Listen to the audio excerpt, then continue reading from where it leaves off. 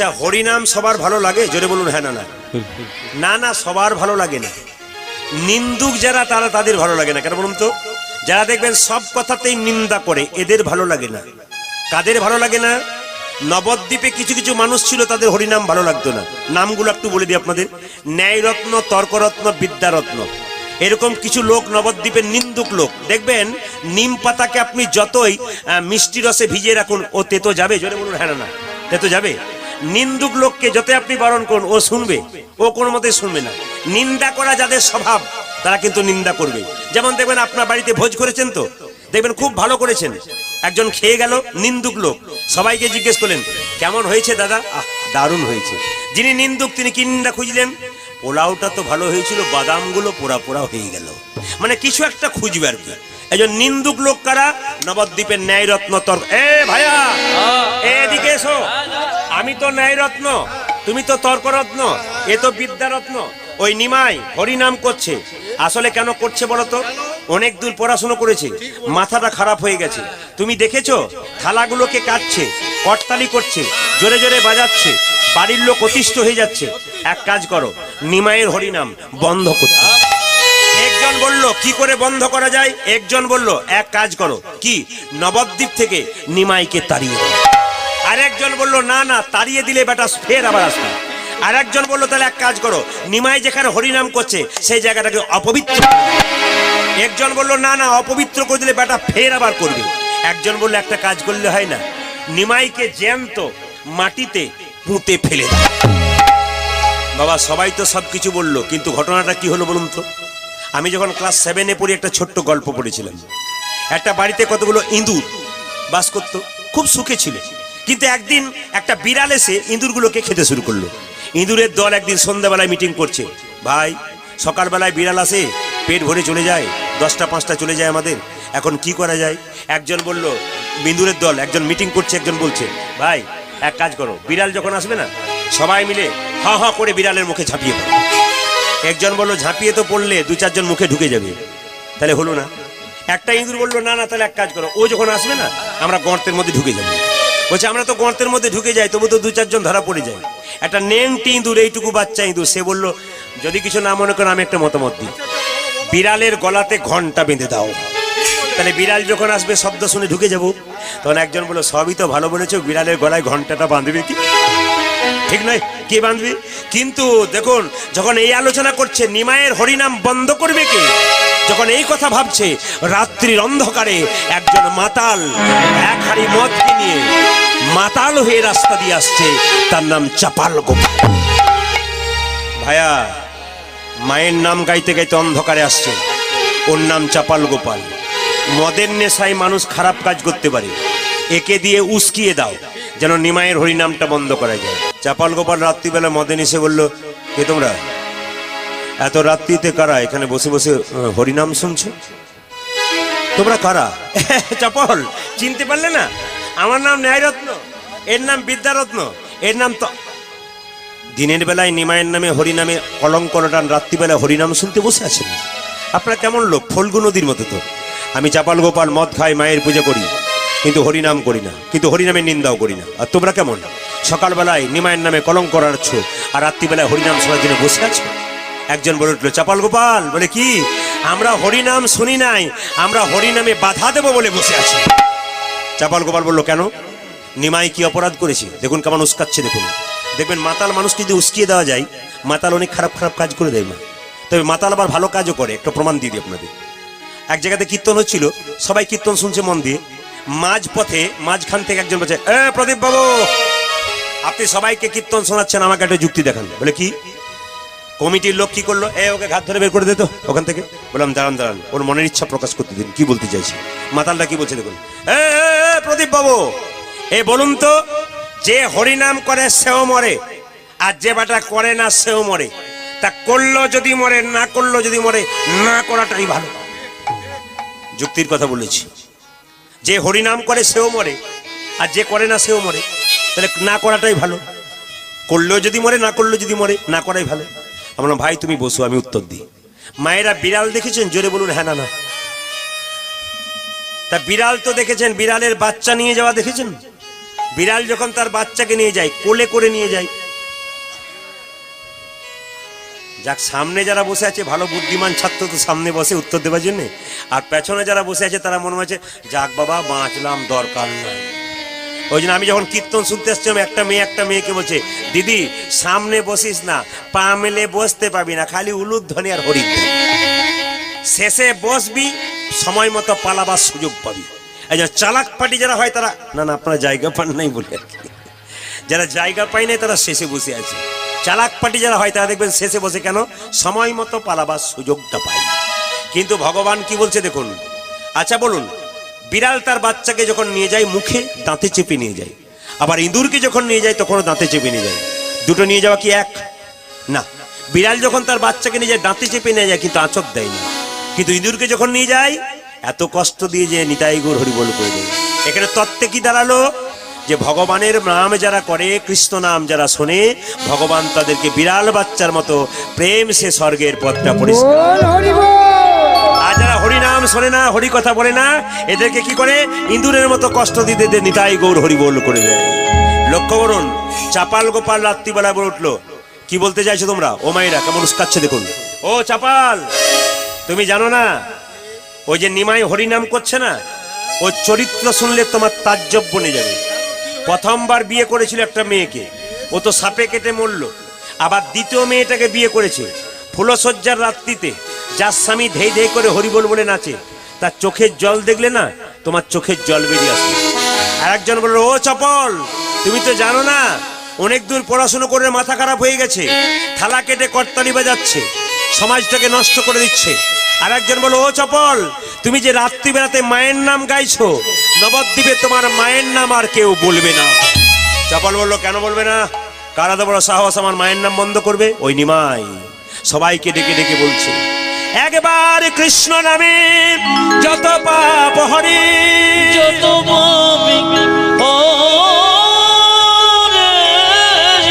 পাপীর সাধ্য নাই তত পাপ করে।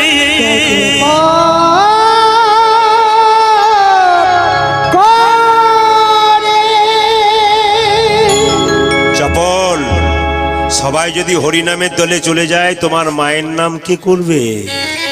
ওই জন্য তো বলছিলাম নবদ্বীপে এমন কোনো ছেলে নাই যে নিমাইয়ের হরিনাম বন্ধ। আমি পারি, আমি পারি। হ্যাঁ, আমি চপল গোপাল রাত্রিবেলায় মদ খেয়েছি, আমাকে লোকে ভয় করে, নিমাইকে ভালোবাসে। ওর নাম গোরা, ও কাজেও গোরা, ও নামেও গোরা। নবদ্বীপ থেকে ওর গোরা শুদ্ধ উপরে ফেলে দেবো? আমাকে চেনে না। আপনারা নিজে নিজের বাড়ি চলে যান। এই রাত্রিবেলায় নিমাইয়ের হরিনাম কি করে বন্ধ করতে হয় তা আমার জানা আছে। ন্যায়রত্ন তর্করত্ন বলল, কাজ হয়ে গেছে, পালি চল পালি চল। সবাই যখন পালিয়ে গেল, রাত্রি 12টা বাজে, কি করলো দেখুন। চাপাল গোপাল মদের নেশায় মদের হাড়াটাকে শ্রীবাসের দরজাতে নামালো। একটা কচি পাঁঠা ছাগলকে এনে বলি দিয়ে বলল, জয় মা। ছাগ মুন্ডটাকে শ্রীবাসের দরজাতে টাঙিয়ে দিল, হাঁড়িটাকে ভেঙে দিল মদের, রক্ত চন্দন রক্ত জবা ছড়িয়ে দিল, চিৎকার করে বলল, শ্রীবাস একবার সকাল হতে দাও। এই পথ দিয়ে যখন ভক্ত বৈষ্ণব পেরিয়ে যাবে সবাইকে আঙ্গুল দিয়ে দেখিয়ে দেখিয়ে বলবো, শ্রীবাস যদি বৈষ্ণব হয়, নিমাই যদি বৈষ্ণব হয়, নিমাই যদি ভগবান হয়, তবে শ্রীবাসের দরজায় কেন মদের হারা, শিবাসের দরজায় কেন ছাগমুন্ড, শিবাসের দরজায় কেন রক্ত জবা রক্ত চন্দন? নিমাই তোমার হরিনাম আর কেউ নেবে না, তোমার হরিনামে কেউ নেবে না, তোমার হরিনামে চিরকালের জন্য বন্ধ হয়ে যাবে। আচ্ছা আপনারা বলুন, অন্যায় করলে শাস্তি পাওয়া যায় না? তাহলে ভগবান বলে তো কিছু থাকতো না, একটু অন্যায় করে গেলেন বলে। আপনাদের কাছে নিবেদন রইল, রাস্তা দিয়ে পেরোচ্ছেন, 100 টাকার নোট একটা পড়ে আছে, আপনি তাকিয়ে দেখলেন কেউ কোথাও নেই, টাকাটা গুঁজে নিলেন, ভাবলেন কেউ দেখতে পেল না। একজন দেখতে পায় মা, কে বলুন তো? ভগবান। তার কাছে খাতাতে নাম লেখা হয়ে গেল আপনি চোর। এই জন্য আপনাদেরকে বলি, মানুষ কুলে জন্মগ্রহণ করেছেন, কিছু ভালো কাজ করুন। জন্ম হোক যথাতথা, কর্ম হোক ভালো। এই যে পায়ে আপনারা আলতা পরেন না, ওর মধ্যে কি থাকে মা? পাড়া থাকে। যদি কেউ আলতা খায়, পাড়া খেলে কি হয়? শরীরে ঘা হয়ে যায়, চর্মরোগ হয়ে যায়। আর পাপ যদি কেউ করে, পাপ একদিন ফুটে ওঠে। অনেকে প্রশ্ন করে, প্রদীপ বাবু বহু পাপ করলাম, আমি এখন কি করব? একটা ছোট্ট প্রমাণ আপনাদের দিয়ে দিই। দেখবেন আলেকজান্ডারের কথা আপনারা জানেন? সম্রাট আলেকজান্ডার নাম শুনেছেন? এই সম্রাট আলেকজান্ডার যখন মৃত্যু শয্যায় আছে, তখন তার সেনাপতিকে ডেকে বলেছিল, সেনাপতি কি আমি যখন মরবো তখন তোমরা মাথায় রেখো আমার তিনটে ইচ্ছা আছে মৃত্যুর পর। বলে তিনটে ইচ্ছা কি? সেনাপতি কাগজ কলম নিয়ে এসো, লিখে নাও। মৃত্যু শয্যায় শুয়ে আছে কে? আলেকজান্ডার। লিখছে, বলো কি? লেখো, আমি যখন মরে যাব, লোক মরে যায় তাকে চিত হয়ে শুয়ে দেয়, কাপড় দিয়ে ঢাকা দিয়ে বাঁশের মাচায় নিয়ে যায়। আমাকে ওভাবে নিয়ে যাবে না, আমাকে উপর হয়ে শুয়ে দেবে আর হাতটাকে এরকম করে ঝোলাতে ঝোলাতে নিয়ে যাবে। লিখে নিলাম স্যার, 1 নম্বর। 2 নম্বর বলুন, আসলে আমি যখন মরে যাব, সাধারণ লোক কিন্তু আমাকে কাঁধে করে নিয়ে যাবে না, ডাক্তারবাবুরা কাঁধে করে নিয়ে যাবে। স্যার এত লোক থাকতে ডাক্তারবাবুরা নিয়ে যাবে? হ্যাঁ হ্যাঁ হ্যাঁ, আমি যখন মরে যাব তখন আমাকে ডাক্তারবাবুরা কাঁধে নিয়ে যাবে। বেশ বেশ স্যার, লিখে নিলাম, আপনি যখন মরে যাবেন ডাক্তারবাবু কাঁধে নিয়ে যাবে। আচ্ছা 3 নম্বরটা বলুন। তৃতীয়টা বললো, আমি যখন মরে যাব, আমি যে রাজত্বের জন্য এত করলাম, এত টাকা পয়সা করলাম, আমি মরে গেলে আমার পেছন পেছন টাকা পয়সা ছড়াতে ছড়াতে যাবে। বেশ স্যার, ঠিক আছে, কিন্তু স্যার কিছু মনে করবেন না, 3টি কথা আপনি বললেন, আপনি একটু বুঝিয়ে দিন। আপনি যখন মরে যাবেন তখন ডাক্তারবাবুরা কাঁধে করে নিয়ে যাবে কেন? অন্য লোক নিয়ে যাবে না কেন? আলেকজান্ডার বলল, কেন ডাক্তারবাবুরা নিয়ে যাবে জানো? আসে যদি ডাক্তার, তবে কি করিবে ডাক্তার? আসে যদি ডাক্তার, বুঝেছেন কিছু? আসে যদি ডাক্তার কি করিবে ডাক্তার? আমি দেখাতে চাই ডাক্তার কিছুই করতে পারে না, শুধু রোগের কষ্ট থেকে নিবারণ করতে পারে, মৃত্যু থেকে বাঁচাতে পারে না। তার প্রমাণ কি? উত্তম কুমার যখন মারা যায়, তার হোম চিকিৎসককে একজন জিজ্ঞেস করলো, স্যার আপনি উত্তম কুমারকে বাঁচাতে পারলেন না? 23 বার চেষ্টা করলাম, 24 বারে ফেল করে গেলাম। মানে একবার ভগবানের ডাক যখন আসে তখন কোনো ডাক্তারের ক্ষমতা নাই তাকে বাঁচাতে পারে। বেশ, মেনে নিলাম। আচ্ছা আপনি যখন মরে যাবেন, আপনার হাতগুলো এরকম দুলতে দুলতে যাবে কেন? আমি জগৎকে দেখাতে চাই, রাজত্বের জন্য আমি কত লোকের রক্ত ঘাটলাম, কত মেয়ের স্মৃতির সিঁদুর কেড়ে নিলাম, কত বাচ্চাকে বাবা হারা করলাম, কিন্তু এত যে আমি করলাম, যাবার বেলায় আমি কি নিয়ে গেলাম?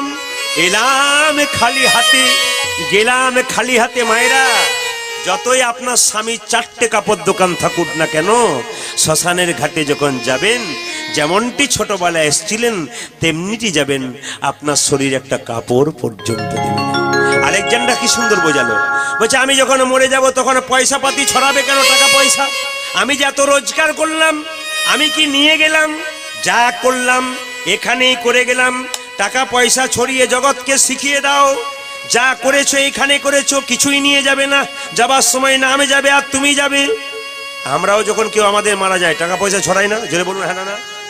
কোনগুলো ছড়াই বলুন তো? যেগুলো বাজারে চলে না। আমরা খুব চালাক, কেন বলুন তো? হ্যাঁ, 1 টাকার কয়েনগুলো, তাও বাজারে ভালো করে চলে না। 8 আনাগুলো যেগুলো বাঁচে আছে সেগুলো চালায়, তার মানে অচল পয়সাগুলো চালায়। লক্ষ্য করুন, এখন যে জায়গাতে ছিলাম, চপল গোপাল রাত্রিবেলায় চলে গেল একটা খারাপ কাজ করে। আপনারা কি ভাবছেন চাপাল গোপালের শাস্তি হবে না? আপনারা চমকে যাবেন যে চাপাল গোপালে কি শাস্তি হবে। আচ্ছা বাবা, কেউ জানতে পারলো না চাপাল গোপাল রাত্রি 12টায় একটা খারাপ কাজ করে চলে গেল, ব্রাহ্মণত্বের অহংকারী। লক্ষ্য করুন, যখন চাপাল গোপাল চলে গেল কেউ জানতে পারলো না, একজন জানতে পারলো, অন্তর্যামী ভগবান। কে বলুন তো? স্বয়ং মহাপ্রভু, যিনি শ্রীবাসের বাড়িতে কীর্তন করছেন। রাত্রিবেলায় জানতে পেরে মধ্যরাত্রিতে শ্রীবাসকে বলছে, শ্রীবাস দরজা খুলে দাও। কেন? আমি মায়ের কাছে যাব। নাচিতে নাচিতে গোরা শ্রীবাসে ধরিয়া, নাচিতে নাচিতে গোরা শিবাস ধরিয়া, নাচিতে নাচিতে গোরা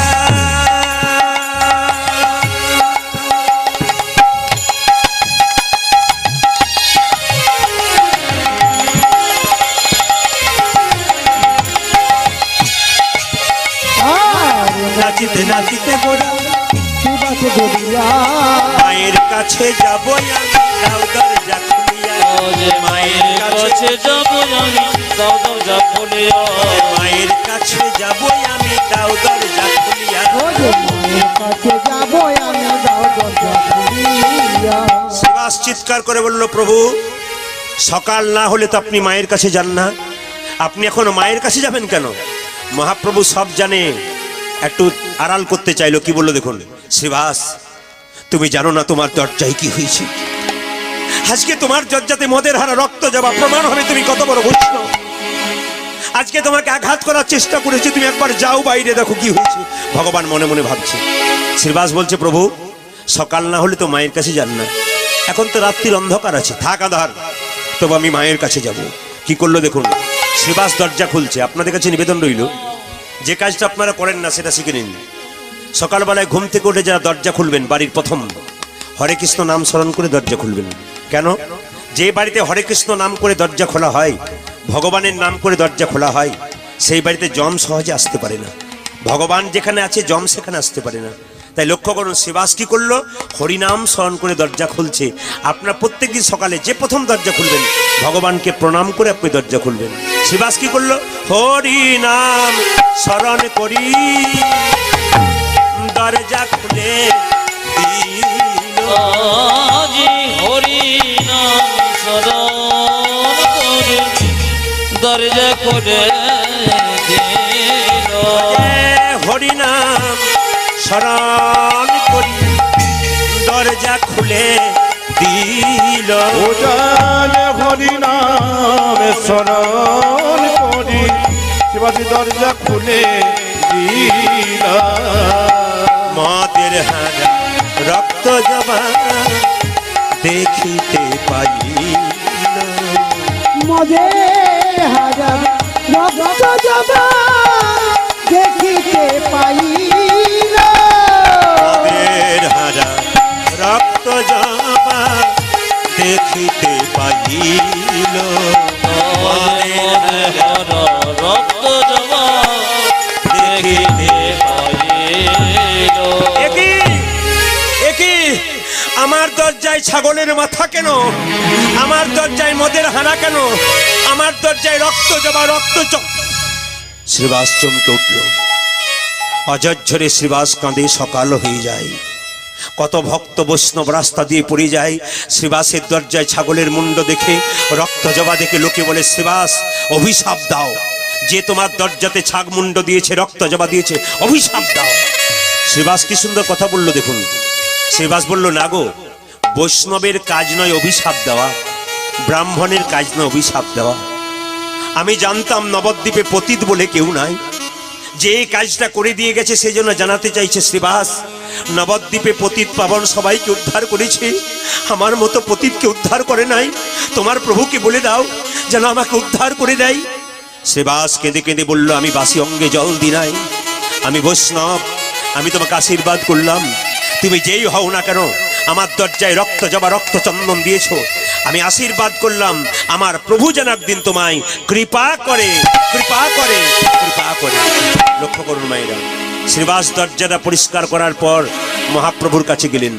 মহাপ্রভু চালাকি করে জিজ্ঞেস করলেন, শ্রীবাস এত দেরি হলো কেন? আর বলবেন না প্রভু, আপনার একজন ভক্ত এসেছিল তো, দরজায় জানিয়ে দিয়ে গেছে। ইশারা করে বুঝিয়ে দিল, দরজায় জানিয়ে দিয়ে গেছে, একটু দেরি হয়ে গেল, কিছু মনে করবেন না, চলুন দরজা পরিষ্কার করে দিয়েছি। কি করলো মহাপ্রভু, সকালবেলায় মায়ের কাছে গেলেন। আপনার সবাই মিলে একসাথে কীর্তন করবেন, সবাই মিলে মায়ের কাছে গিয়ে প্রভাত সময়ে মহাপ্রভু কি করছেন, প্রভাত সময়ে সচিরয়া বিনা মাঝে। না না, আজকে সবাই মিলে হাততালি দিয়ে গাইবেন কেন? আপনাদের অধিকার আছে। মহাপ্রভু বললেন হাততালি দিয়ে কীর্তন করবে কেন? হরে কৃষ্ণ, আপনার হাততালি দিয়ে কীর্তন করবেন কেন? বুঝিয়ে দিই, হাততালি দিয়ে কীর্তন করবেন যুক্তি আছে। যুক্তিটা কি? মহাপ্রভু বললো সবাই তার কীর্তন গান গাইতে পারে না, যাদের কণ্ঠ ভালো নাই গাইতে পারে না, হরিনামে তালি দাও, যে গায় তার সমান তোমার তাল হয়ে যাবে। ডান হাতটা কৃষ্ণ, বাঁ হাতটা রাধা, যত তালি দেবেন রাধা কৃষ্ণের নাম কিন্তু আপনার হাতের তালিতেই হয়ে যাবে। আর আপনি তালি দেবেন কেন? বাড়িতে একটা বড় গাছ আছে, সন্ধ্যাবেলায় গাছের নিচে 3 বার তালি দিন, 1 2 3, দেখবেন গাছে যত পাখি আছে সব পাখি উড়ে যাবে। তত্ত্ব কি বললো? আমাদের শরীরের মধ্যে 6টা পাখি আছে, কারা? কাম, ক্রোধ, লোভ, মোহ, মদ, মাশ্চর্য। যদি কেউ হরিনামে তালি দেয়, পাবরুই পাখিগুলো সব চলে যাবে। আর তালি দেবেন কেন? সবাই মন দিয়ে শুনুন। আপনার যখন ভাগ্য খারাপ হয় কার কাছে যান? গণক মানে জ্যোতিষের কাছে। দাদা একটু হাতটা দেখুন। উনি তখন সুযোগ পেয়ে যান, তোমার গ্রহের দোষ আছে, 10,000 টাকা একটা পাথর নিলে তোমার ভালো হয়ে যাবে। মহাপ্রভু বললেন কোনো পাথরেরই দরকার হয় না, হরিনামে তালি দাও, তোমার দুর্ভাগ্য রেখা সৌভাগ্য হয়ে যাবে। যদি আপনাদের দুর্ভাগ্য রেখাগুলোকে সৌভাগ্য করতে চান, সবাই মিলে অ্যান্টেনা তুলুন, তুলুন, সবাই মিলে তুলুন, সবাই মিলে একসঙ্গে পড়বে কিন্তু। এই দেখুন ক্যামেরা হচ্ছে, আপনাদের সামনে ক্যামেরা যাচ্ছে, ক্যামেরা ছবিগুলো যাবে, আপনারা সবাই তালি দিন। আর 4-5 দিন পরে যখন গানটা বেরোবে আপনারা তখন দেখতে পাবেন সবাই কিভাবে তালি দিয়েছেন। প্রভাত সময়ে সচির আঙ্গিনা মাঝে গৌর চাঁদে নাচিয়া বেড়াই রে। আজ প্রভাত সময়ে সচির জাগিনা মাঝে গৌরী চাঁদ নাচিয়া বেড়াই রে। প্রভাত সময়ে সচির আঙ্গিনা মাঝে গৌর চাঁদ নাচিয়া বেড়াই রে। আরে প্রভাত সময়ে সচির আঙ্গিনা মাঝে ওর চাঁদে নাচিয়া বেড়াই রে। শোনি গো সচি আজ শোনি গো সচি মাতা গৌরী এলো প্রেম দাতা। শোনি গো সচি মাতা গৌরে লো প্রেম দাতা। আদি জননী গোপতি মাতা গৌরেলো প্রেম দাতা। যারা ওপরে বসে আছেন বেলকুনিতে তারা বেশি করে দেবেন, কেন না দেবতাদের মধ্যে যখন মিটিং হতো সব দেবতারা ওপরে বসতো সিংহাসনে, একজন নিচে বসতো, তার নাম কি জেনে বলুন? বাবা ভোলা নিচে বসতো। দেবতারা জিজ্ঞেস করতো বাবা তুমি নিচে বসলে কেন? বলছে ওপরে বসলে পড়বার ভয় থাকে, নিচে বসে গেলাম। যারা ওপরে বসে আছেন তাদের আপনাদের বলি নাই কিন্তু, বলছে যারা মন্দিরে বসছেন তাদের পড়বার ভয় নাই। তবে একটা কথা বলি, তত্ত্ব কি বলছে? অহংকারের মঞ্চে যারা বসে আছে, অভিমানের মঞ্চে যারা আছে, পড়বার ভয় আছে। প্রশ্ন করেন প্রদীপ বাবু আপনি তো চৌকিতে দাঁড়িয়েছেন, আমরা তো নিচে আছি। হ্যাঁ হ্যাঁ আমি চৌকিতে দাঁড়িয়েছি, আমি তো চৌকিদার। আপনার জমিতে বসে আছেন, আপনার তো জমিদার। সত্যি আপনার জমিদার। সবাই মিলে বলুন প্রভাত সময়ে সচির আঙ্গিনা মাঝে গৌর চাঁদ নাচিয়া বেড়াই রে। আরে প্রভাত সময়ে সচির আঙ্গিনা মাঝে ওর চাঁদে নাচিয়া বেড়াই রে। শোনি গো সচি মাতা গৌরে লো প্রেম দাতা। শোনি গো সচি মাতা গৌরী এলো প্রেম দাতা। শোনি গো উলধ্বনি।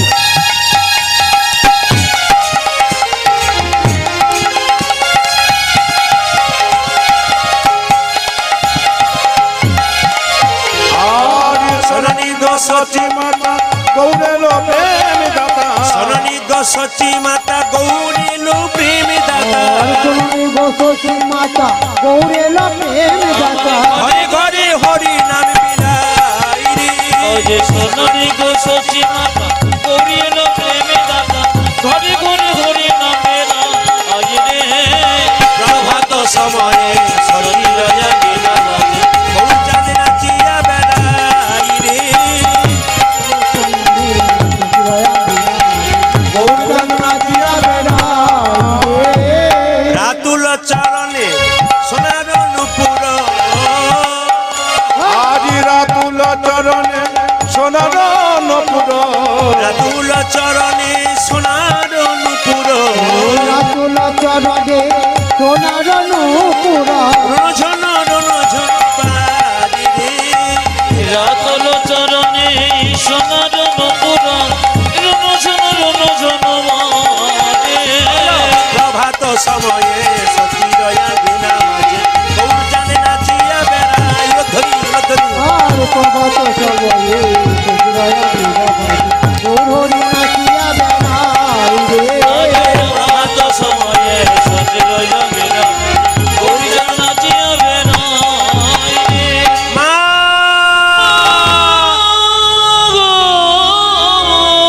ও গো আমার সচি মা। ও গো আমার সোচে মা। কীর্তন শুনতে শুনতে জায়গাগুলো ধরবেন আপনারা, যে যেখানে বসে আছেন জায়গাগুলো ধরবেন। অহংকারে মত্ত হয়ে ব্রাহ্মণত্বের অহংকারে চপল গোপাল খারাপ কাজ করল। এই সমাজে আপনিও খারাপ কাজ করতে পারেন, কিন্তু খারাপ কাজ করার পর যদি আপনার মনে আফসোস হয়ে যায় যে আমি ভুল করলাম, তবে আপনি শুধরে গেলেন। আর যদি মনে করেন আমি করে যাচ্ছি আরো করব, তাহলে আপনি আর মানুষ হতে পারলেন না। এই যে শুনে রাখুন, আমরা কীর্তন করি বলে অনেকে প্রশ্ন করে, প্রদীপ বাবু আপনি কীর্তন করছেন, উত্তর দিন। অনেক প্রশ্নের সম্মুখীন হতে হয় আমাদের কাছে ফোনের মাধ্যমে। একজন হঠাৎ প্রশ্ন করলো, প্রদীপ বাবু বলুন, যে হরিনাম করে তার ছেঁড়া কাপড় হয় কেন? যে হরিনাম করে তার ঘর ফুটে জল পড়ে কেন? যে হরিনাম করে তার ব্যবসা মন্দ হয় কেন? যে হরিনাম করে তার একটি মাত্র ছেলে বারবার অসুস্থ হয় কেন? আমি একটা কথাই উত্তর দিলাম, মায়েরা যখন দোকান থেকে সোনা কেনেন, অভাবের তাড়নায় সেই সোনা যখন বিক্রি করতে যান, স্বর্ণকারটা একটু পরীক্ষা করে দেখবেই ওই সোনার মধ্যে কতটা খাদ আছে, কতটা সোনা আছে। আপনি ভক্তি সোনা ভগবানকে দেবেন, ভগবান তো একবার পরীক্ষা করে দেখবেই যে আপনার ভক্তির মধ্যে কতখানি খাদ আছে, কতখানি ভক্তি আছে। আমি আপনাদের একটা কথা বলবো, আপনি 1 মিনিট ভগবানকে ভজনা করুন, কিন্তু পাক্কা ওই সময়টা দিয়ে দিন। ওই সারাদিন মালা জপ করতে হবে না, সারাদিন লোক দেখানি করতে হবে না আপনাকে। আপনি 10 মিনিট কি 5 মিনিট করুন, কিন্তু যেটুকু দেবেন ভগবানকে পাক্কা ওই সময়টা দিয়ে দেন। শাস্ত্র বলেছে, ভগবান বলেছে, মন মনা ভাবা, তোমার মনটা আমাকে দাও। তুমি যদি তোমার মন আমাকে দাও, আমি আমার মন তোমাকে দেব। এই জন্য মায়েরা, এত সুন্দর ফুলের মতো মনটা ভগবানকে দিন। সারাদিনের মধ্যে যত কাজ করবেন করুন, মনটা ভগবানের চরণে রাখুন। সংসার করেছেন ছেলে মেয়ের উন্নতির জন্য, সংসারের উন্নতির জন্য। ভগবানের কাছে এই প্রার্থনা করবেন, প্রভু গাড়ি বাড়ি টাকা পয়সা ধন দৌলত হোক আর না হোক, যেন শান্তি থাকে। এখনকার যুগে দেখবেন গাড়ি বাড়ি টাকা পয়সা আছে, শান্তি আছে? সুখও নাই, শান্তিও নাই। কেন বলুন তো? প্রতিযোগিতার দৌড়ে চলে যাচ্ছি, আমরা সুখ পাচ্ছি না। একটু আপনাদের বলে যাই, ছোট্ট করে বলে যাই। আচ্ছা, বাচ্চা ছেলের জন্মদিন পালন করেন না? জোরে বলুন হ্যাঁ না না করেন। আচ্ছা, বাচ্চা ছেলের জন্মদিন পালন করেন। আমরা কিন্তু প্রাচ্য দেশের মানুষ, ভারতবর্ষের মানুষ। পাশ্চাত্যের শিক্ষাকে আমরা গ্রহণ করি, নোংরা করছে আমাদের সমাজকে। একটু বুঝিয়ে দিই। ভারতবর্ষের মানুষের নিয়ম হচ্ছে, বাড়ির ভেতরে পায়খানা করবে না, বাইরে পায়খানা করবে। আর পাশ্চাত্য দেশের লোকের নিয়ম হচ্ছে, বাড়িতে পায়খানা করবে, বাড়ির বাইরে করবে না। এখন আমরা কোথায় করি? বাড়িতে করি। কেন বলুন তো? কাদের ধারাটা ধরেছি? চলে গেছে ইংরেজ, কিন্তু ফেলে গেছে তার লেজ। ইংরেজ চলে গেল, কিন্তু শিক্ষাটা রয়ে গেল, আপনারা সেই শিক্ষা করছেন। এবার দেখবেন ওদের নিয়ম হচ্ছে কি জানেন? কেউ যদি পায়খানা যায়, কাগজে মুছে নেয়। আর আমাদের ভারতবর্ষে পায়খানা গেলে জল নিতে হয়। এখন যদি আপনার ট্রেনে যাবেন, তাহলে দেখবেন এমন এমন বাথরুম উঠেছে যেখানে জলের কোনো দরকার নাই, কাগজ দিয়ে মুছতে হয়। এই নিয়মটা কিন্তু এখনো পর্যন্ত ওরা যা করে গেছে, সেটা আমরা ধরেই বসে আছি। ওদের ছেলেদের যখন জন্মদিন হয়, ধরুন 10 বছরের ছেলের জন্মদিন হচ্ছে, 10টা মোমবাতি জ্বালালো, হ্যাপি বার্থডে টু ইউ। কে করে? ওরা করে। তার মানে কি 10 বছর যেটা তুই ছিলি, তোর গোটাটাই অন্ধকারে কাটুক নাকি? তার মানে কি? প্রদীপ জ্বালা মানে তো আলো হওয়া, অন্ধকারে কাটুক। দেখুন, লক্ষ্য করুন, আমাদের নিয়মটা কি? 10 বছরের ছেলের যদি আপনি জন্মদিন পালন করবেন, ভারতীয় ধর্ম বলল, ভারতীয় শাস্ত্র বলল, সনাতন ধর্ম বলল, 10টা প্রদীপ জ্বালানো, ঘিয়ের প্রদীপ। ভগবানের কাছে প্রার্থনা করুন, হে প্রভু, এই 10 বছর যেমন ওর উজ্জ্বল জীবন যাপন হয়েছে, পরের বছরটাও যেন এরকম উজ্জ্বল হয়ে। হরি বল, হরি বল। এটা কিন্তু আমাদের প্রার্থনা। ওরা দেখবেন কেক কাটে। আচ্ছা মায়েরা বলুন তো, এমন একটা ফলের নাম করুন তো, ফলটা হয় কিন্তু বোঁটা নাই। বলুন, এমন একটা ফল আছে যার বোঁটা নাই? কারো জানা আছে? জোরে বলবেন। কারো জানা আছে? ফল আছে কিন্তু বোঁটা নাই? জোরে বলুন। হ্যাঁ, আপনি একজন কিন্তু ঠিক বলছে, জোরে বলুন। কি? না না, ডিম ডিম ডিম, ওর বোঁটা নাই। আচ্ছা বলুন তো, বাড়ি থেকে বেরোচ্ছেন, ডিম দেখে যাত্রা করলেন, যাত্রা ভালো হয়? বাড়ি থেকে বেরোচ্ছেন, ডিম খেয়ে যাত্রা গেলেন, যাত্রা ভালো হয়? আচ্ছা, ছেলের যখন জন্মদিন করছেন, কেক কাটছেন, ওর মধ্যে ডিম আছে? নাই। তাহলে কেক কাটছেন, তাহলে বাচ্চাকে ডিম কাটছেন, খাওয়াচ্ছেন, পরের বছর বাচ্চার তো ডিমই হবে। কিছু হবে? তোর ডিম হোক, তার মানে কি তোর কিছুই হবে না, আর কি গোটাটা অপয়া হয়ে যাবে।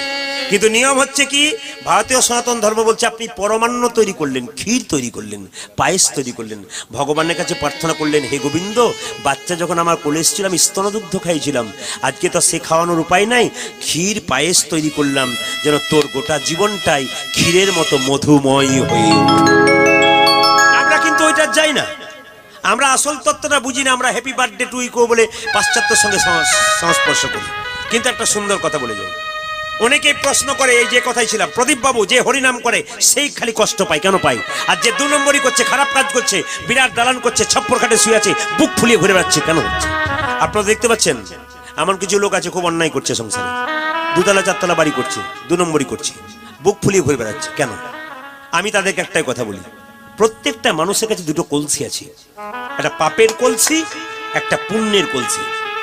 যে 2 তলা বাড়ি করছে, 4 তলা বাড়ি করছে, অন্যায় করছে, লোককে মারছে, ধরছে, আর অন্যায় করে টাকা পয়সা নিয়ে গাড়ি বাড়ি করছে, জেনে নেবেন ওর যখন পাপের কলসিটা পূর্ণ হয়ে যাবে, লোকে ওকে 4 তলা দালান থেকে ঘাট ধরে বের করে নিচে এনে কাপড় খুলে দেবে, সেই দিন দেখবেন ওর পাপের কলসি পূর্ণ হয়ে গেছে, জেনে নিন আপনারা। আর পুণ্যের কলসি আপনাদের কাছে আছে, আপনারা কষ্ট পাচ্ছেন, যেদিন আপনাদের পুণ্যের কলসি পূর্ণ হয়ে যাবে সেদিন তো ভগবান শ্রীকৃষ্ণের চরণ আপনাদের লাভ হয়ে যাবে, আপনাদের এত আনন্দ হবে আপনি ভাবতেই পারবেন না। আচ্ছা বলুন তো, শকুনি, দুর্যোধন, দুঃশাসন দ্রৌপদীর চুলের মুঠি ধরে এনেছিল, জানেন আপনারা? যেদিন দ্রৌপদীর বস্ত্র হয়েছে, দ্রৌপদীর শরীর খারাপ ছিল। কি শরীর খারাপ? মায়েদের যেটা হয় রজস্বলা ছিল, একটা অসুস্থ মেয়েকে চুলের মুঠি ধরে এনেছিল। কত বড় অন্যায় করেছিল জানেন? দুঃশাসন চুলের মুঠি ধরে এনেছিল, সেখানে কত লোক বসছিল? 86,000 চেয়ার। দ্রৌপদীর যেখানে বস্ত্র হচ্ছিল না, 86,000 চেয়ারে মানুষ বসে আছে, কাপড় খোলা দেখবে, লজ্জা আমাদের। প্রচুর লোক দাঁড়িয়ে আছে তারা দেখবার জন্য, কিন্তু যুধিষ্ঠির স্থির ছিল। কেন বলুন তো? এত অন্যায় করে যাচ্ছে দুঃশাসন, দুর্যোধন, যুধিষ্ঠির কি ধর্মকে ছেড়েছিল? জোরে বলুন। যুধিষ্ঠির ধর্মকে ধরেই রেখেছিল। যখন দ্রৌপদীর বস্ত্র হচ্ছে, চুলের মুঠি ধরে দুঃশাসন আনছে, তখন গদা তাকে ধরে ভীম চিৎকার করে বলে, দাদা অনুমতি দাও, 100 ভাইকে ফাটিয়ে দেবো আমি। ভীম আগুন হয়ে গেছে রেগে। যুধিষ্ঠির বলল, ধৈর্য ধর ভাই, সময় হলে ফল ফলবে। এই জন্য যারা অন্যায় করছে তাদের দিকে তাকাবেন না, আপনি ওয়েট করুন, অপেক্ষা করুন, একদিন দেখবেন ওদের কি অবস্থা হয়। দুঃশাসন দুর্যোধন রাজত্ব হারিয়ে গাছতলায় আশ্রয় নিল, আর যুধিষ্ঠির মহারাজ আবার তার রাজত্ব ফিরে পেল। কেন? সে ধর্মকে ধরেছিল। ওই জন্য আপনাদের কাছে নিবেদন রইল, আপনার ধর্মকে ধরুন। শাস্ত্রের দিকে গেলে দেখবো কি মা, সবাই লক্ষ্য করুন, এই যে দ্রৌপদীর বস্ত্র হরণের কথা বললাম, এই দ্রৌপদীর বস্ত্র পেয়েছিল কেন? কতগুলো কারণ আছে ও মায়েরা। দ্রৌপদী যে কাপড়টা পেয়েছিল, আশীর্বাদ পেয়েছিল। আপনার সমাজে কিছু কাজ করে যান, যার জন্য আপনার আশীর্বাদ পেয়ে যাবেন। কি কাজ? দ্রৌপদী গঙ্গায় স্নান করতে গেছিল, একজন মুনি গঙ্গা জলে দাঁড়িয়ে আছে, উঠছে না। দ্রৌপদী প্রণাম করে মুনিকে বলল, মুনিবর, আমার কাজ আছে, সময়ের দাম আছে, আপনি জলে দাঁড়িয়ে আছেন, উঠুন, আমি স্নান করব। আপনি না উঠলে আমি তো জলে নামতে পারছি না। মুনিবর কেঁদে কেঁদে বলল, মা, উঠতে আমি পারবো না। কেন বাবা? একটাই কারণ, যে কাপড়টা পরে জলে স্নান করছিলাম ওই কাপড়টা জলে ভেসে চলে গেছে। ওগো মা, ইচ্ছা হলে তুমি তোমার কাপড়ে কিছুটা অংশ কেটে আমাকে দান করো, আমি আশীর্বাদ দেবো। মুনি কি করেছিল বাবা? নিজের কাপড়ে কিছুটা অংশ কেটে দ্রৌপদী কি করেছিল? নিজের কাপড়ে কিছুটা অংশ কেটে মুনিকে দিয়েছিল। মুনি আশীর্বাদ করেছিল, ওগো দ্রৌপদী, এই যে তুমি এইটুকু কাপড় দিলে, এই কাপড় তুমি একদিন অনেক করে পাবে। এই জন্য আপনাদেরকে বলি, একটি মন্দির অপূর্ণ হয়ে আছে এখানে, এই অপূর্ণ মন্দিরকে পূর্ণ করার দায়িত্ব আপনাদের আছে। এখানকার যারা গ্রামবাসী আছেন ঘোলদিগ্রুয়ের, এই যে মন্দিরটাকে, এই মন্দিরটার কথাই তো নাকি, এই সুন্দর মন্দির তৈরি হবে, আরো সুন্দর করে মন্দির তৈরি হবে। আপনারা এক কাজ করবেন, কীর্তনের শেষ অংশে আপনাদের ভাইগুলো আপনাদের সামনে যাবে, আপনারা একটু দান দেবেন যেমন পারবেন। দান দিলে কি হয়? যে দেয় তার হাত কোথায় থাকে? ওপরে। যে নেয় তার হাত কোথা থাকে? নিচে। দয়াকার দন্তন দান মানে কি? দেওয়া। দয়াকার মধ্যে দান মানে কি? পুণ্য। লক্ষ্য করুন, যে দেয় ওপরে থাকে, যে নেয় নিচেই থাকে। আপনি দেবেন, আপনি উপরে থাকবেন। ইন্দারার জল বইতে জানে না, গোবিন্দ সেবায় লাগে না। নদীর জল বইতে জানে, গোবিন্দ সেবায় লাগে। যে টাকা রোজগার করে ইন্দারার মতো ব্যাংকে জমা দেয়, তার গোবিন্দ সেবায় লাগে না। আর যে টাকা রোজগার করে নিজেও সেবা করে, ভগবত সেবায় কাজে লাগে, সে নদীর মতো, তার টাকা কিন্তু গোবিন্দ সেবায় লাগে। একটা কথা বলে যায়, আপনাদের এখানে নিয়ম নাই, আমি যেখানে বাস করি বীরভূমের পাশে একবার ঝাড়খণ্ড, 2 কিলোমিটার গেলে ঝাড়খণ্ড, যেখানে বললাম করোনার প্রভাব প্রচুর চলছে এখন ঝাড়খণ্ডে, সেই ঝাড়খণ্ড আমার 2 কিলোমিটার দূরে। সবাই লক্ষ্য করুন, ঝাড়খণ্ডে কীর্তন হলে বাবাজি বৈষ্ণবরা যিনি মালা দিয়ে গেলেন, ওইরকম বৈষ্ণব মালা দেওয়ার পর একটা প্রদীপ জ্বালায়, আর প্রদীপ জ্বালিয়ে একটা তিলক নেয়, প্রত্যেক মাকে বাবাকে তিলক দেয়, আর সবাই 10 টাকা 5 টাকা করে দেয়। একটা আসরে দেখলাম বাবাজি আমরা নিচ্ছে 2 টাকা 5 টাকা করে, সবাই বসে আছে, সামনে বসে আছে দাদা যেমন বসে আছেন, সামনে বসে আছে একটা কয়েকশো কোটি টাকার মালিক, ধুতি পাঞ্জাবি পরে কীর্তন শুনছে, সবাই টাকা দিচ্ছে 10 টাকা 5 টাকা, কিন্তু আমি দেখছি উনি দিচ্ছে না, খালি পকেটটাকে এমনি এমনি করছে। তো ভাবলাম এমনি এমনি কেন করছে, আসলে তা নয়, বাছাবাছি চলছে, ছোটটা দেবো না বড়টা দেবো, মানে 2 টাকার কয়েনটা দেবো না 5 টাকার কয়েনটা দেবো। ভগবান বলছে, ওরে কয়েকশো কোটি টাকার মালিক, তোর পকেটে কত আছে ওটাও জানি, আর তোর ব্যাংকে কত আছে ওটাও জানি। এমন পোকা লাগা বেগুন দেবো না নার্সিংহোম আর ঘর করে করে বেড়াবি, তার মানে এমন বাচ্চা দেবো নার্সিংহোম আর ঘর করে বেড়াবি, ছোট বড় মেজো তো সব বেরিয়ে যাবে। আপনার দেবেন যদি, তবে সৎসঙ্গে দেবেন, অসৎ জায়গায় দেবেন না। একজন প্রশ্ন করবে, মা 4 দিন খাই নাই, 2 কেজি চাল দাও, আপনি খুব দুঃখী হয়ে তাকে দিলেন 2 কেজি চাল, ও বিক্রি করে মদ খেয়ে নিল। কিন্তু পরম বৈষ্ণব যদি আপনাকে বলল, মা কিছু চাল দাও, আপনি তাকে চাল দিলেন, ওই চালটা নিয়ে গেল, ভগবানের সেবায় লাগিয়ে দিয়ে প্রসাদ তৈরি করে বলল, হে গোবিন্দ, এটা আমার নয়, যে দিয়েছে তার সমস্ত পরিবারের যেন মঙ্গল হবে। আপনি এরকম মানুষকে দান করুন। আপনি তো নিজে কাউকে খাওয়াতে পারেন না, এমন একজন বৈষ্ণবকে দিন যিনি ভগবানের সেবায় লাগাতে পারেন, আরো 10 জনকে খাওয়াতে পারেন। তবে বলে রাখি, সৎ জায়গায় দেবেন। আমি কীর্তন করতে যাই বলে অনেকে বলে, প্রদীপ বাবু আমার একটা সৎ পাত্র আছে, পাত্রী দেখবেন তো। বললাম, হ্যাঁ প্রচুর জায়গায় ঘুরছি, কারো বাড়িতে না ঢুকে পড়বো, জানতে পেরে যাব সৎ পাত্রী কোথায় আছে। তা আমি একটু বুঝতে পারলাম না, দাদা আপনার সৎ পাত্র মানে কি? উনি বলছেন, সৎপাত্র মানে আমার ছেলে রেলে চাকরি করে, 40,000 টাকা বেতন পায়, আর 20,000 টাকা এদিক ওদিক। আচ্ছা বলুন তো, ওটা 1 নম্বর না 2 নম্বর? তাহলে যদি 2 নম্বর হয়, তাহলে সৎপাত্র কি করে হয়? বিয়েতে কার্ড ছাপাচ্ছেন, কি লিখছেন? শুভ বিবাহ। হাত তুলে বলুন একজন, সত্যি শুভ বিবাহ? না, 100% না, শুভ বিবাহ নয়। কেন?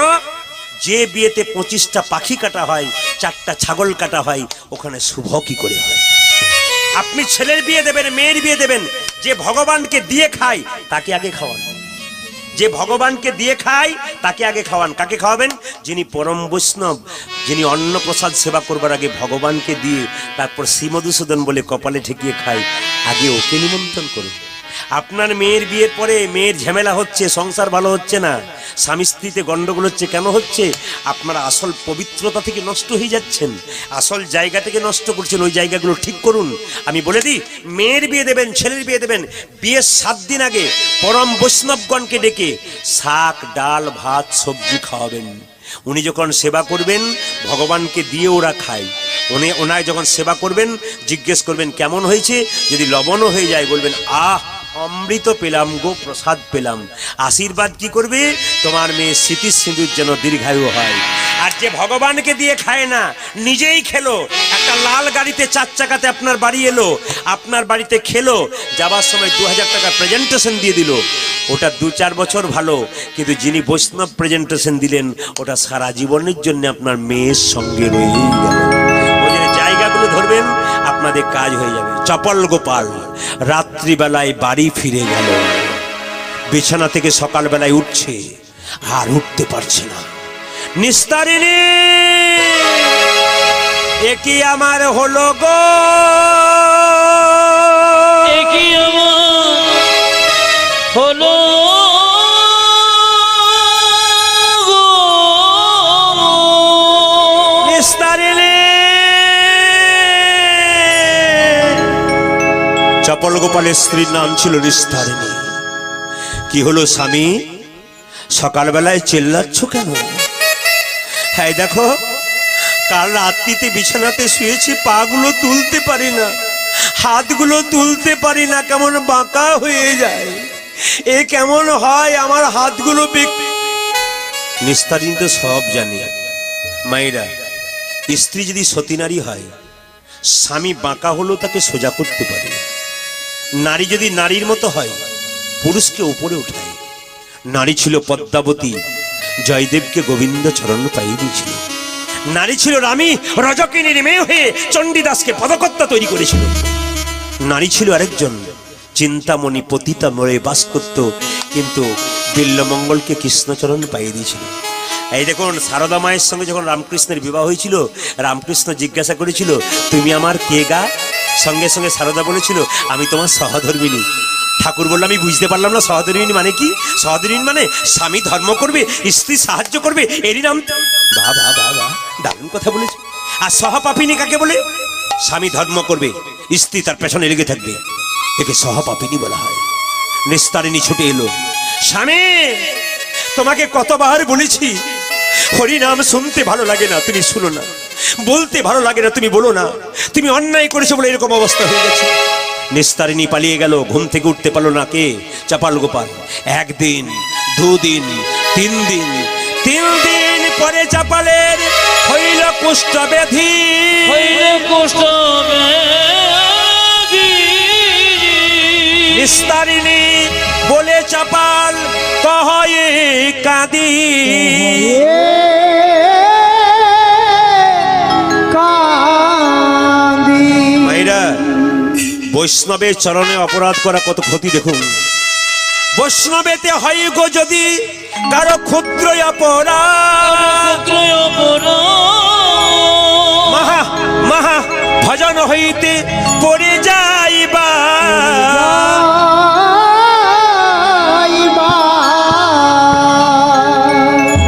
দিন যত যায়, আমার দিকে তাকান, হাত থেকে রক্ত ফুটে ফুটে বেরোয়, পুজ বেরিয়ে যায়, বিছানায় ছটপট ছটপট করে, আর কেঁদে কেঁদে বলছে, নিস্তারিণী একবার দেখে যাও আমার কি দশ। নিস্তারিণী ছুটে এসে বলল, স্বামী এ কি, তোমার তো কুষ্ঠ হয়েছে। নিস্তারিণী কুষ্ঠ দেখি চমকে উঠিল। নিস্তারিণী কষ্ট ব্যাধি চমকে উঠিল। নিস্তারিণী কুষ্ঠ দেখি চমকে উঠিল। ও যে নিস্তারিণী কুষ্ঠ দেখি চমকে উঠিল। কোন পাপে আজ তোমার এমন হইল? ও যে কোন পাপে জানি তোমার এমন হইল। কোন পাপে আজ তোমার এমন হইল? পাপে আজ তোমার এমন স্বামী হইল। বারবার বলেছি হরি নামে বাধা দিও না, তোমার তো কুষ্ঠ হয়ে গেছে। আচ্ছা বলুন তো মা, স্বামী যদি রোগগ্রস্ত হয় স্ত্রীর কর্তব্য কি? তাকে কবিরাজ দেখানো। এখনকার দিনে ডাক্তার দেখাতে হয়, আগেকার দিনে কবিরাজ ছিল। নিস্তারিণী দেখলো স্বামীকে ছেড়ে চলে যাব, লোকে বলবে কি, পাড়ার লোকে পাছে কিছু বলে, কিন্তু না, আমি ওর কাছে থাকবো না, ওর সেবা করে কুষ্ঠ রোগটা আমি নিতে পারি না। এখনকার দিনে কুষ্ঠ রোগ ছোঁয়াচে নয়, তখন ছোঁয়াচে ছিল, ভয়ে কেউ কাছে যেত না। এখন চিকিৎসা হয়েছে, এখন কোনো ব্যাপারই নয়। লক্ষ্য করুন, নিস্তারিণী চলে গেল পাশের বাড়ির, পাশের গ্রামে কবিরাজের কাছে। কবিরাজ কাকা, কবিরাজ কাকা। কি হলো রে নিস্তারিণী, তোমাদের জামাইয়ের কি হয়েছে একবার দেখবে চলো। কবিরাজ কাকা বলল, চল চল চল চল, দেখে আসি দেখে আসি। নিস্তারিণী জামাই কোথায়? বাড়ির ভেতরে। যখনই চাপাল গোপালকে দেখবার জন্য কবিরাজ ঢুকলো, ঢোকার সঙ্গে সঙ্গে নাকে কাপড় চাপা দিয়ে বেরিয়ে এলো। জিজ্ঞেস করলো, কবিরাজ কাকা তুমি নাকে কাপড় চাপা দিয়ে বেরিয়ে, আমার স্বামীর কি হয়েছে, তোমাদের জামাইয়ের কি হয়েছে? সঙ্গে সঙ্গে নিস্তারিণীকে বলে উঠলো, নিস্তারিণী আমাদের জামাইয়ের যা হয়েছে সে রোগ সারাবার নয়, আমি চললাম। কাকা, নিস্তারিণী কেঁদে কেঁদে কবিরাজের পা দুটোকে ধরে বলে, কবিরাজ কাকা আমি যদি তোমার মা মেয়ে হতাম, তুমি কি আমায় ফেলে যেতে পারতে? এমন একটা উপায় বলে দাও যেন আমার স্বামী বেঁচে যায়। ওরে মা, একটি মাত্র উপায় আছে, শেষ উপায়। কি? তোর স্বামীকে কোলে করে নিয়ে যা। কোথায়? ভগবানের মন্দিরে, ভগবানের চরণতলে শুইয়ে দে। নি কি বলবি জানিস? শুধু 2 ফোঁটা চোখের জল, চোখের জল হ্যালো গো চরণ তলে। নিতাই গৌর হরি হরি গো।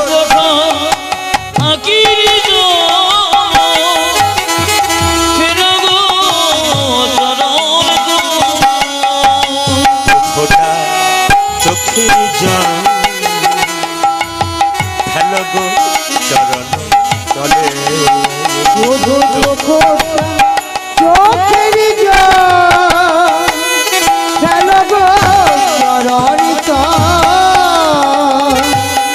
কথা বলে যায়, মেয়েরা তার স্বামীকে রক্ষা করার জন্যে, স্মৃতির সিঁদুর রক্ষা করার জন্যে ভগবানের কাছে কাঁদে। একটা কথা বলি মা, কাঁদতে যদি হয়, বাড়িতে স্বামী অসুস্থ হয়ে যাবে তারপর কাঁদবেন না, আগে থেকে ভগবানের কাছে কাঁদবেন। হে গোবিন্দ, আমার এই স্মৃতির সিঁদুর হাতের শাখা তোমায় কৃপায় যেন অটুট থেকে যায়। যদি কাঁদতে পারো তবে লাভ আছে। এ জগতে কেউ যদি সংসারের জন্য কাঁদে, আমার আমার আমার আমার বলে কাঁদে, আমার ছেলে আমার মেয়ে আমার বাড়ি আমার গাড়ি, এই বলে যে জনে কাঁদে, সংসারের জন্য যে জনে কাঁদে, এ কান্নাতে কষ্ট আছে, ব্যথায় আছে, যন্ত্রণা আছে। যদি কাঁদতে হয় তবে গোবিন্দের মন্দিরে বসে বসে হা কৃষ্ণ প্রাণ গোবিন্দ বলে দুফোঁটা চোখে দুফোঁটা চোখের জল দিয়ে ভগবানকে বলো, প্রভু একাই এসেছি একাই যাব, যাবার আগে তোমার চরণ দুটি তোমার চরণ দুটি যেন নয়ন জল দিয়ে ধোয়াই দিতে পারি। হরে কৃষ্ণ। ছেলের জন্য কাঁদবেন, মেয়ের জন্য কাঁদবেন, শেষে ছেলে মেয়ে প্রশ্ন করবে তুমি আমার জন্য কি করেছো, পাক্কা কথা আপনি পাবেন সেই পুরস্কার, অপেক্ষা করুন। তখন আপনি কাঁদবেন, যার জন্য করি চুরি সে কিনা বলে চোর, না খেয়ে মানুষ করলাম, বড় করলাম, চাকরি পেলি, শেষে প্রশ্ন করছিস তুমি আমার জন্য কি করেছো, এইটাই পুরস্কার। চোখে জল আসবে, যন্ত্রণা হবে, ব্যথা হবে, বেদনা হবে, সেই সময় চোখ থেকে জল পড়বে, সেই জল চোখের কোণ দিয়ে পড়বে, সে জল গরম হবে, সে জল সে জল সে জল সে জলে মুখের মধ্যে প্রবেশ করলে নোনা নোনা ভাব লাগবে। কিন্তু কেউ যদি হা কৃষ্ণ প্রাণ গোবিন্দ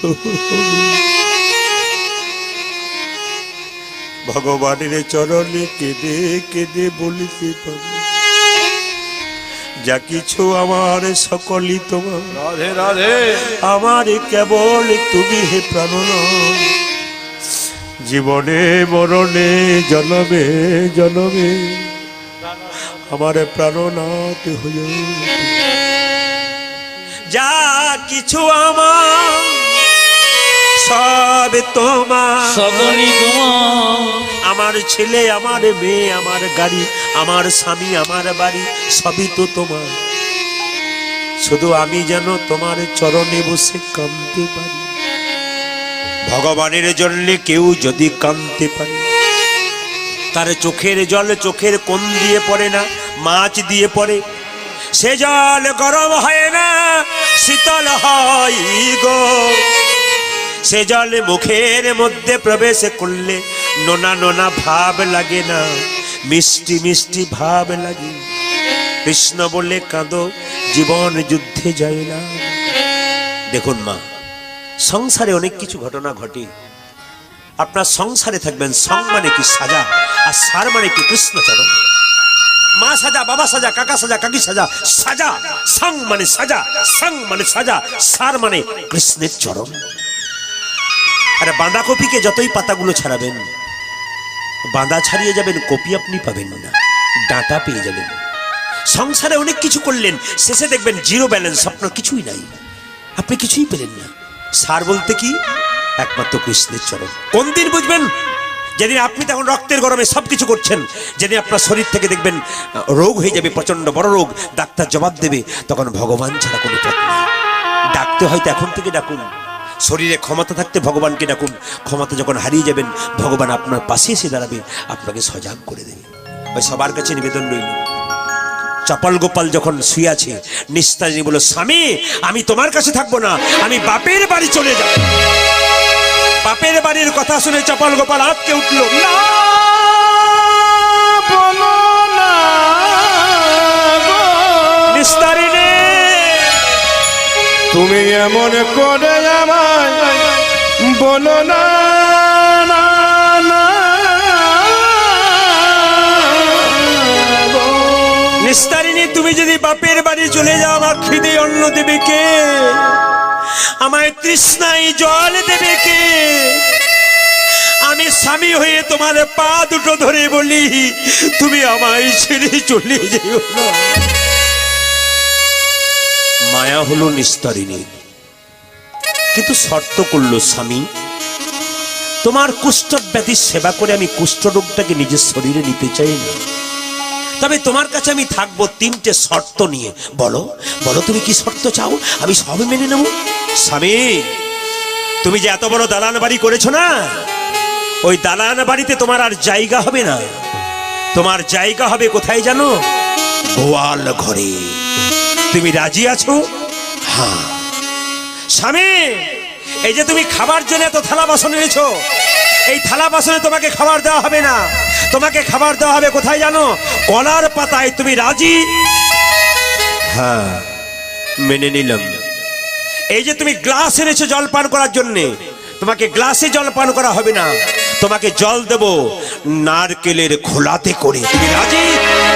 আমি রাজি। বাহ! চপল গোপাল কুষ্ঠ ব্যাধি হয়ে গালে হাত দিয়ে মনে মনে ভাবে, নিস্তারিণী, এই তো সংসার। হ্যাঁ, যখন তোমাকে নতুন বিয়ে করেছিলাম, বেলা 3টের সময় বাড়ি আসতাম, দরজার এক কোণে কাপড়টা মাথায় নিয়ে দাঁড়িয়ে থাকতে, জিজ্ঞেস করতাম, কি গো খাওনি? তখন তুমি মাথা নিচু করে বলতে, আমার মা বলেছে স্বামী না খেলে খেতে নাই, অন্যায় হলো। এই তুমি নিস্তারিণী, সেই দিনকার নিস্তারিণী, আজকের নিস্তারিণী। ওগো নিস্তারিণী, তোমাকে দেখে আমার কি বলতে ইচ্ছে করছে জানো? এই দারুণ সংসারে তোমাদের মতো এই সবে চরিত্র দেখিয়া আমার পরাণে লাগিছে ভয়। কলিকাল সাপের মুখে, কলিকাল সাপের মুখে, কলিকাল অভিশাপের মুখে, কলিকাল অভিশাপের মুখে সুতিয়া রয়েছে, সুতিজা রয়েছে। আমার না জানি কখন কি হয় গো, না জানি কখন কি। উলধ্বনি। না জানি কখন কে হয় গো, না জানি কখন কে হয়। না জানি কখন কি হয় গো, না জানি কখন কি হয়। সুখের লাগিয়া এ ঘর বাকি, এই যে সুখের লাগিয়া এ ঘর বাঁধিল, সুখের লাগিয়া এ ঘর বাকি, সুখের লাগিয়া এ ঘর বাঁধিল, হইল দুঃখের তরে তরে। সুখের লাগিয়া এ ঘর বাঁধিল, হইল দুঃখের তরে। জ্বলন্ত অনলে পুড়িয়া পতঙ্গ জ্বলিয়া পুড়িয়া মরে। জ্বলন্ত অনলে পুড়িয়া, জ্বলিয়া পতঙ্গ জ্বলিয়া পুড়িয়া মরে। ও যে জ্বলন্ত অনলে পুড়িয়া পতঙ্গ জ্বলিয়া পুড়িয়া মরে। আমার জ্বলন্ত জানালে পড়িয়া পতঙ্গ জ্বলিয়া পড়িয়া মরে। বলি হাই হাই আমার একই হলো, ও জয় আমার ইয়ে কি হলো, হাই হাই আমার একই হলো। ওরে হায় আবার এ কি হলো, কোন পাপে শরীর জ্বলে গেল, হাই হাই আমার একই হলো। ওগো কোন পাপে শরীর জ্বলে, আরে হায় হায় আমার কি হলো, পাপে শরীর চলে গেল, আমার কি হলো, পাপে শরীর চলে গেল। ওগো হায় হায় আমার কি হলো, হায় হায়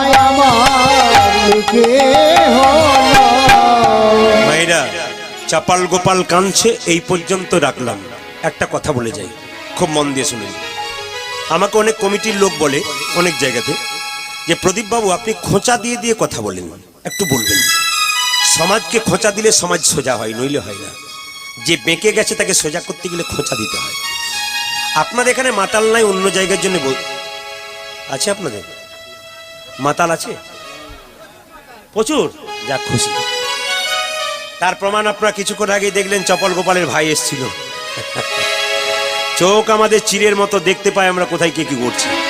আচ্ছা একটা কথা বলে কি, যারা মদ খায় তাদের জন্য বলবো, ভালো করে শুনবেন। যারা মদ খায় তাদের জন্য খুব দামি কথা। যারা মদ খায় তাদেরকে বলবেন, খুব দামি কথা। যারা যখন মদ খাবে তাদেরকে বলে রাখি, আমি বলে রাখি, আপনার ছেলেটার আর মেয়েটার মুখটার দিকে তাকিয়ে মদ খাবেন। যখন মদটা খাবেন না, তখন মদটা খাবার আগে আপনার বাড়িতে যে বাচ্চাগুলো আছে ওদের মুখগুলোর দিকে তাকিয়ে খাবেন। আর ভগবানের কাছে খাবার আগে প্রার্থনা করবেন, আমি যেমন হচ্ছি আমার বাচ্চাও যেন সেই রকমই হয়। কেন? আমি যদি নিম পাতা হয় তাহলে বাচ্চা কি আম পাতা হবে নাকি বলছেন? যে মদ খায় তার বাচ্চা কি ভালো হবে? মাতালের বাচ্চা তো মাতালই তৈরি হবে। এই জন্য আপনাদের কাছে নিবেদন রইল, যদি কেউ মদ খায় এই প্রদীপ পালের কথাটা স্মরণ করবেন। মদের গ্লাসটা হাতে নেবার সঙ্গে সঙ্গে আপনি মাথায় রাখবেন, আমার ছেলে মেয়ের দুটো দিকে নজর রাখবো। কেন? মেয়ের বিয়ে দেবো, জামাই বলবে, যিনি বেয়াই হবে সে বলবে, বাহ আচ্ছা বেয়াই পেয়েছি, খালি জলে ডুবেই থাকে, কি লাল জলে ডুবে থাকে। হরে কৃষ্ণ। তো বলে রাখি মায়েরা, আমাদের ওখানে নিয়ম কি জানেন? যদি কেউ মদ খেয়ে আসে না, তার স্ত্রী যদি জানে পুজো পার্বণে মদ খেতে গেছে, যুক্তি শুনুন। আপনার মহামায়া যোগমায়া সবকিছু পারেন, আপনাদের যে বিরাট শক্তি আছে, আপনাদের শক্তিতে আপনারা শক্তিময়ী।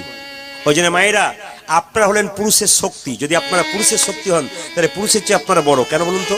বয়সে বড় নয়, আপনারা কর্মে বড়। আপনারা সবকিছু পারেন, সোজা করতে পারেন। আমি প্রমাণ দিয়ে দিই, আমি আপনাদের প্রমাণ দিয়ে দিই। কোনো জায়গাতে আমি দেখেছি মদ খেয়ে স্বামী ফিরছে রাত্রিবেলায়, তো দরজাটা বন্ধ করে দিল।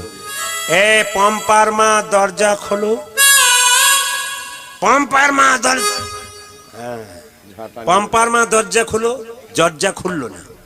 সকালবেলায় পম্পার বাবা রাস্তাতে পড়ে আছে, কিন্তু যখন ঘুম নেশা কেটে গেছে, দরজা খুললে না যে। স্ত্রী কি বললো দেখুন, যে বাচ্চাটাকে আমি পেটে ধরেছি, লক্ষ্য করুন, যে খাই দরজায় বন্ধ করে দেবেন, 2-4 দিন বন্ধ করবার খাবে না। তবে মদ যারা খায় তাদের জন্য একটা তথ্য দিয়ে যায়, যে মদ খায় জীবনে সে বুড়ো হয় না। এই যে যারা খায় তারা শোনা, যে মদ খায় সে কোনদিন বুড়ো হয় না। আর দ্বিতীয় কি, যে মদ খায় তাকে কোনদিন কুকুরে কামড়ায় না। আর যে মদ খায় তার বাড়িতে কোনদিন চোর ঢোকে না। ও দাদা ভালো করে শুনবেন। একজন বলছে, প্রদীপ বাবু তাহলে তো বেশ ভালো কথা, কাল থেকে শুরু করব, কুকুরও কামড়াবে না, চোরও ঢুকবে না, আর আমি তাজা হয়ে থাকবো, বুড়ো হব না। হ্যাঁ হ্যাঁ, আপনি হবেন না। আমি প্রমাণটা দিই, কেন হবেন না আগে জেনে নিন। হরে কৃষ্ণ। আপনি কেন হবেন না জেনে নিন। এই দেখুন, যে মদ খায়, যে মদ খায়, মদ খেতে খেতে তার আস্তে আস্তে কল কাবজাগুলো ভালো হয় না নরম হয়? জোরে বলুন। যত নরম হয় তত দেখবেন কি করে, বুকের আর দোষ হয়ে যায়, সারা রাত্রি করোনা হয়ে যাবে, কাশতে শুরু করে। চোর যদি ঢুকতে যায়, বেটা জেগে আছে রে, ঢোকার দরকার নেই, চোর ঢুকে না। আর দ্বিতীয়টা কি বলুন তো, কুকুরে কামড়াবে না। প্রশ্ন করবেন কেন? দুটো কারণে কুকুরে কামড়ায় না। প্রথম কারণটা কি বলুন তো, মদ খেতে খেতে ভেতর যখন দুর্বল হয়ে যাবে, আর তো এমনি হাঁটতে পারবে না, লাঠি নিয়ে হাঁটবে। আর লাঠি নিয়ে যখন হাঁটবে, তখন লাঠি দেখলেই কুকুর নিতাই গৌর হরি বল হয়ে যাবে।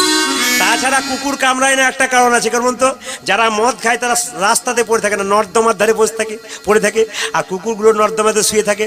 ওরা ভাবে এ বোধহয় আমার প্রতিবেশী বটে, দরকার নাই, আমিও কামড়াবো, এই জন্যে কামড়াই না।